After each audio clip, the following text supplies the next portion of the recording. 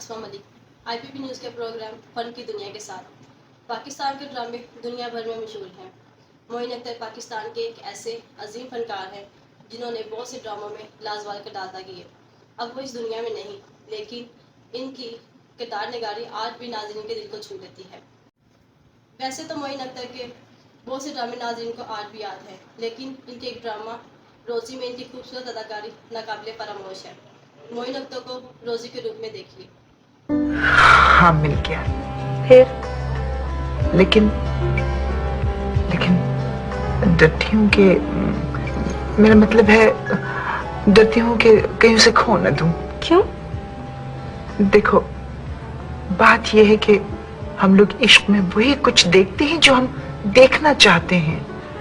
ہم حقیقت کو جھٹلا دیتے ہیں، چہرے پہ وارنش کر کے نکلتے ہیں، سمجھی؟ چہرے پہ وارنش کر کے نکلتے ہیں۔ ڈرتی ہوں کہ اگر حقیقت سامنے آ گئی تو کہیں وہ مجھے ٹھکرا نہ دے۔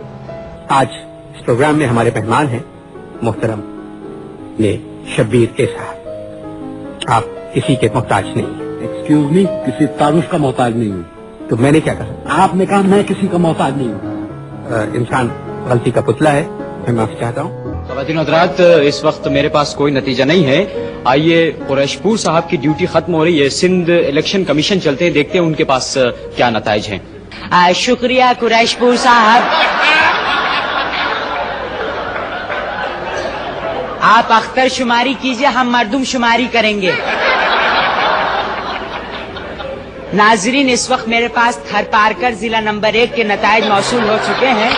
پولنگ اسٹیشنز میں سے 12 کے نتائج موصول ہو چکے ہیں، جس کی روح سے آزاد امیدوار جناب ٹھرک خان 50 ووٹوں سے سبقت حاصل کر رہے ہیں جناب جھڑک خان پر، جو آزاد امیدوار ہیں۔ یہ تھے کل نتائج۔ اب کوئی نتیجہ نہیں ہے ناظرین، ذرا ایک منٹ، کوئی نتیجہ ہے جناب؟ نہیں آئے جا۔ بالکل صحیح کہا ریما آپ نے۔ پاکستان ٹیلی ویژن نے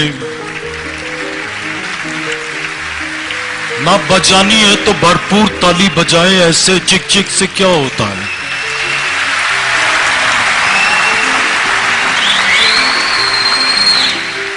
پاکستان ٹیلی ویژن نے جو شمع روشن کی ہے، لہلہاتی ہوئی پگڈنڈیوں پہ گزرتے ہوئے انسان نہا خانوں کے اس نہج پہ پہنچ جاتا ہے جہاں اس کا ادراک مشکل ہو جاتا ہے۔